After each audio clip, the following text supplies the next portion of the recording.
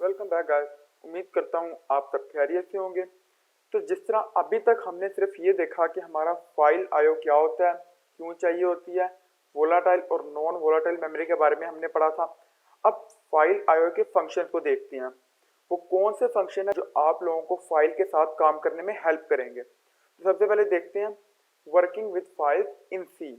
तो यहाँ पर मैंने आप लोगों को बताया था कि फाइल से अगर आप लोगों को काम करना है तो सिंपली हार्ड डिस्क से फाइल को रीड कर सकते हैं या हार्ड डिस्क पे फाइल को राइट कर सकते हैं। इसमें और रैम में ये फर्क होता है कि आपकी जो रैम है वो वोलाटाइल होती है और जो आपकी हार्ड डिस्क है वो नॉन वोलाटाइल होती है। अब वोलाटाइल का हमने पढ़ा था कि उसके अंदर डाटा कब तक स्टोर रहता है, जब तक उसको कांस्टेंट पावर सप्लाई मिलती है। जैसे उसकी पावर कट होती है इमीडिएटली उसी टाइम उसका डेटा खत्म हो जाता है। लेकिन हार्ड डिस्क को चाहे पावर मिले चाहे ना मिले उसका डेटा स्टोर रहता है। तो when working with files we have to declare a pointer of type file।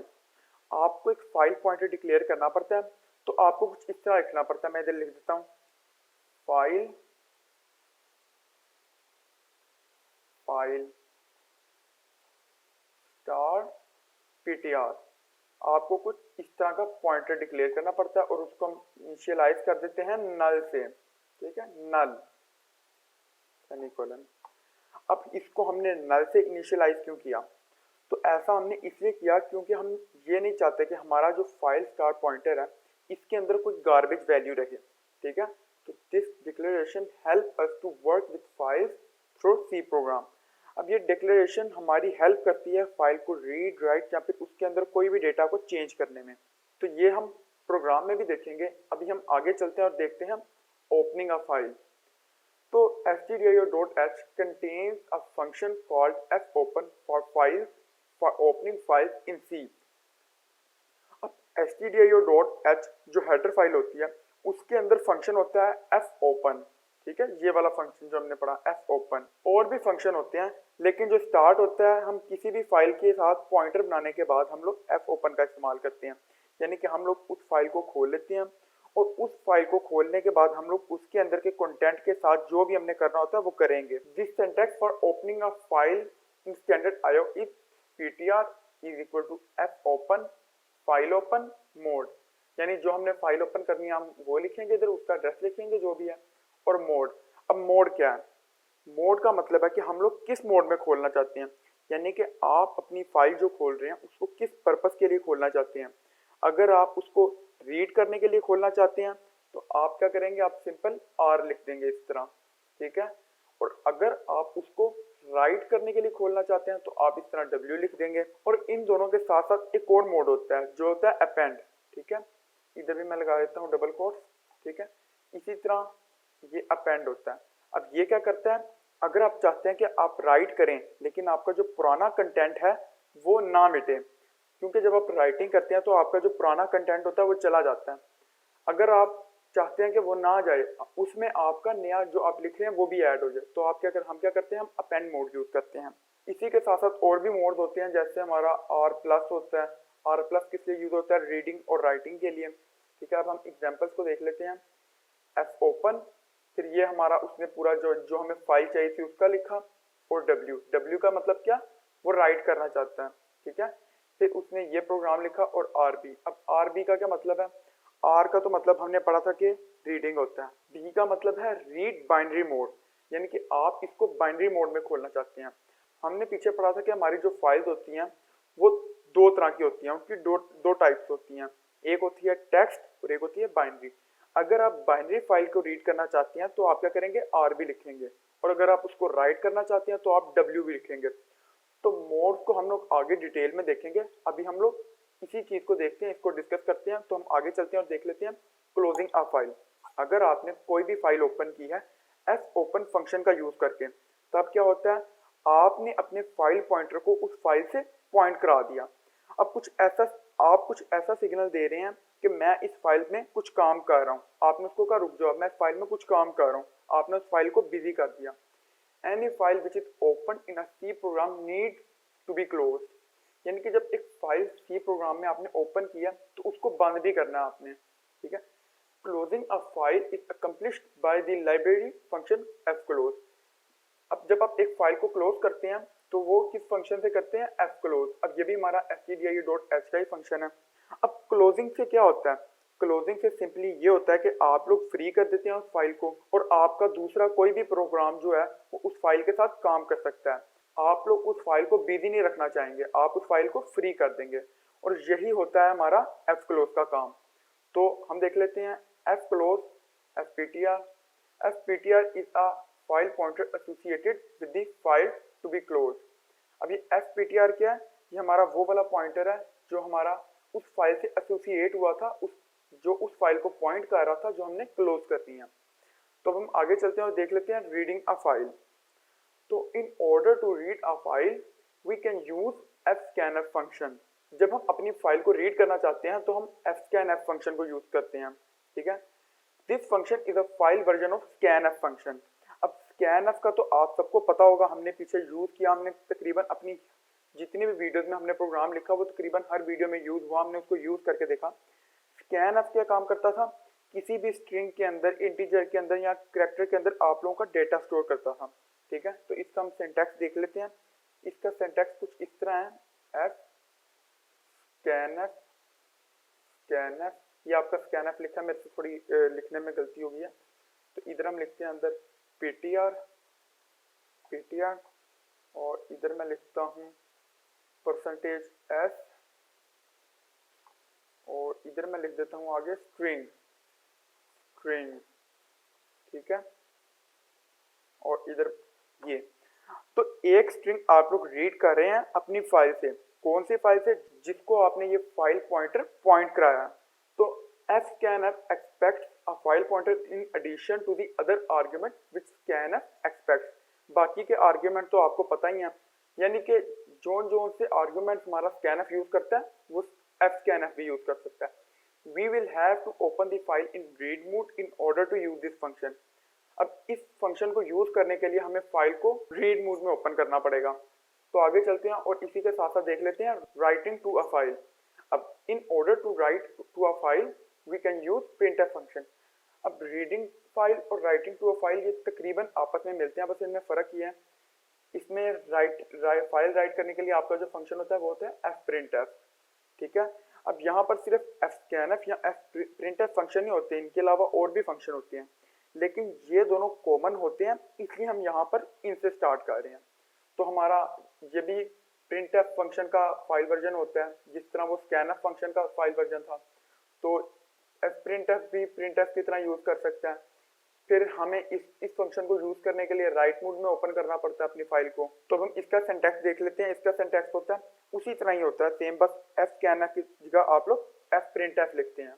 तो ये सारे क्या थे, हमारे फाइल आईओ के फंक्शन थे जो हमने इनको थ्योरी में अच्छी तरह समझा। अब हम चलते हैं अपने विजुअल स्टूडियो कोड में और वहां पर जाकर इनको करके देखते हैं। तो चलो अपने विजुअल स्टूडियो कोड में चलते हैं।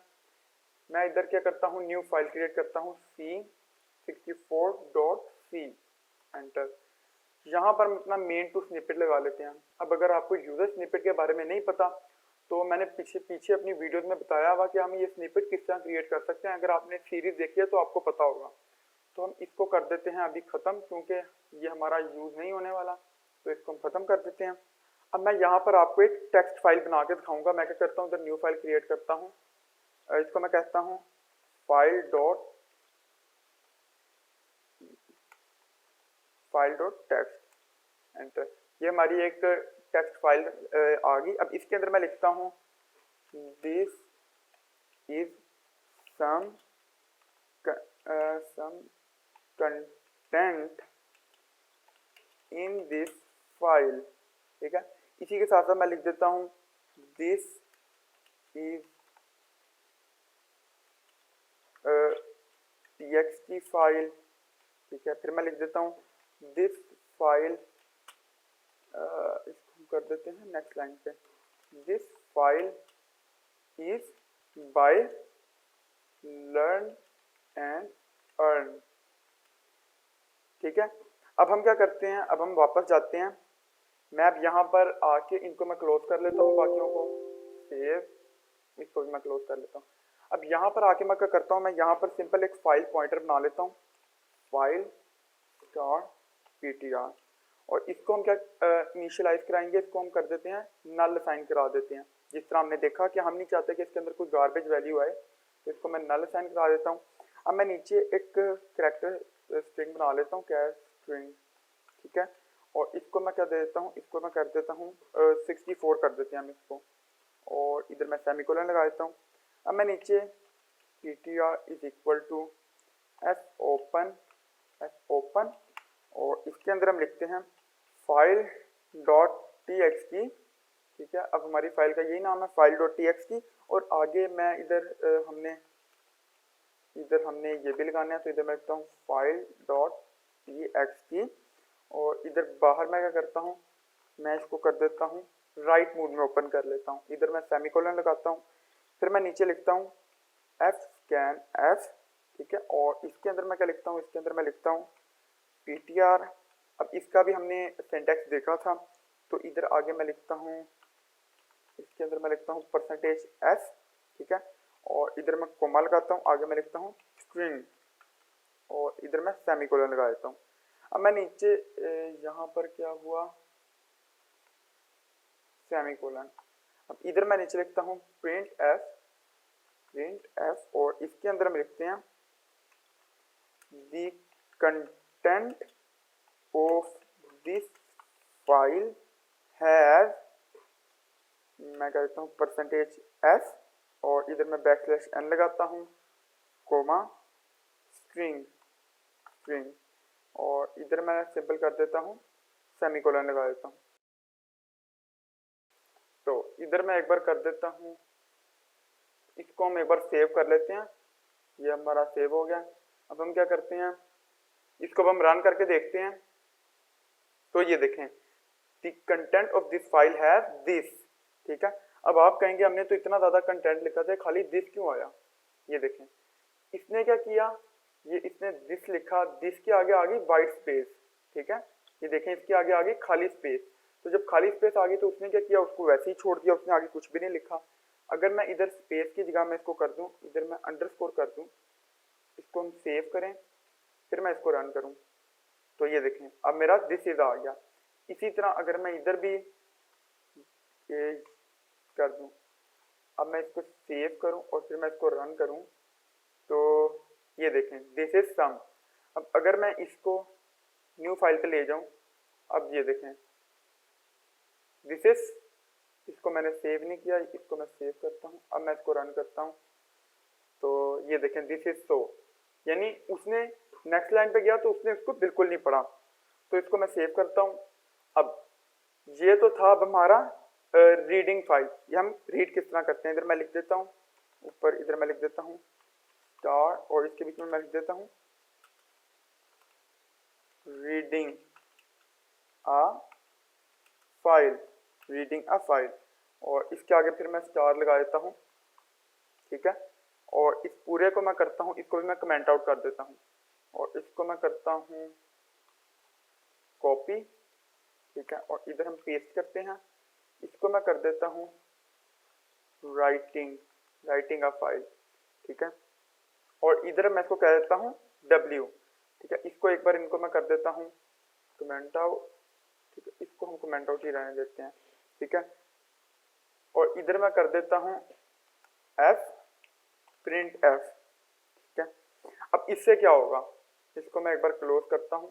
अब यहां पर अगर मैं इसके आगे लिख दूं इज इक्वल टू, इसके अंदर मैं लिखता हूं दिस कंटेंट वाज, ये यहां पर हम कर देते हैं H, this content was produced by C64.c, ठीक है। और इधर आगे मैं सेमीकोलन लगा हुआ हमारा, ठीक है।